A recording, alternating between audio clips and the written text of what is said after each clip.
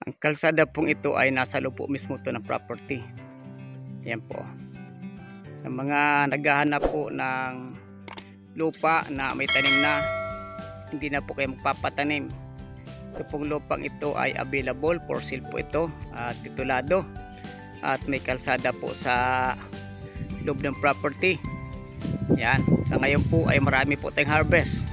Yan. Nag-harvest po ng buko ngayon. Ito po ay pangtinda.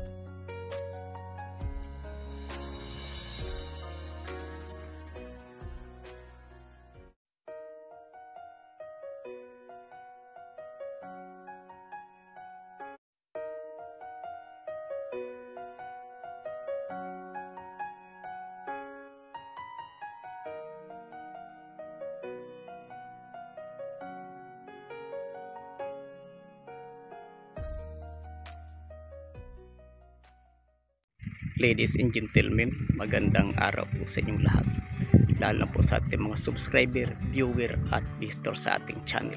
Kayo po ay nanonood sa Golden Real Estate Channel. Kung kayo po ay hindi pa nakapag-subscribe, malugod po ninyo kayo inimbitahan. Mag-subscribe po kayo para nyo makita ang lahat ng ating mga property for sale at maging updated po kayo sa mga bagong property na aming binibenta. Yan, nandito po tayo sa site at ang location po natin ay ay Mauban, Quezon. Ito po ay farm lot. Malaki po ito, nasa more or less 100 hectares po ito. Consolidated property at titulado.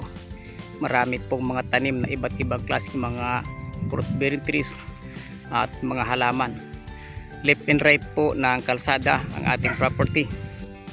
Ang property po natin magmula po sa National Highway, more or less po ay mga 1 kilometro ang distansya. At ang property pong ito ay patag na patag po ito. Sa ngayon po ang mga tanim dito ay mga saging na saba, mga niyog. Ito po nakakombayan po ang niyog at ito po mga saging saba, mga 2 taon hanggang 3 taon po ang mga niyog na tanim na nakahalo po sa saging na saba. Maganda pong combination yan, ang niyog at ang saging. Pero mas maganda po kung ang spacing ng saging nyo nasa mga 10 meters kasi po para hindi niya masyadong ma-istorbo ang paglaki ng nyug po. Ang travel time po papunta rito galing po dyan bada sa may Metro Manila, more or less mga 4 hours po tayo. Ang daan po natin Manila East Road, tagos po tayo ng Tanay, Pililla, Mabitak.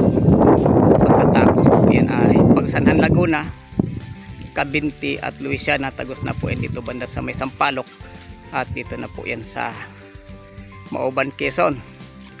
At dito po sa Mauban ay may purpose po dito na international seaport sa lugar nito. Dito naman po sa portion na ito ang makikita po natin ay puro mga nyug. Edad po ng nyug mga 5 taon hanggang 6 taon. Nagsisimula pa lamang pumamunga. Ibig sabihin ay matagal pa po tayo mag-i-income sa mga nyug na ito. At kung i-describe po talaga, ang plantation pong ito ay punong-puno po ito ng tanim.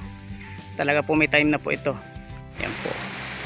At sa mga gusto po malagay ng solar dito po sa lugar na ito ay malapit po sa NGCP Tower. Ang location ng property na ito malapit po sa NGCP Tower. More or less po mga 1 kilometer or wala pa. Yan po ang mga nyug. Ganda po ng tanim ng mga nyug dahil mababa pa lamang po. Kasalukuyang na nag-uumpisa pa lang sa pamumunga. Ang kalsada pong ito ay nasa loob po mismo to ng property. Yan po. Sa mga naghahanap po ng lupa na may tanim na, hindi na po kayo magpapatanim. Ito pong lupang ito ay available for sale po ito at titulado. At may kalsada po sa loob ng property. Yan, sa ngayon po ay marami po tayong harvest. Yan, nag-harvest po ng buko ngayon. Ito po ay pangtinda.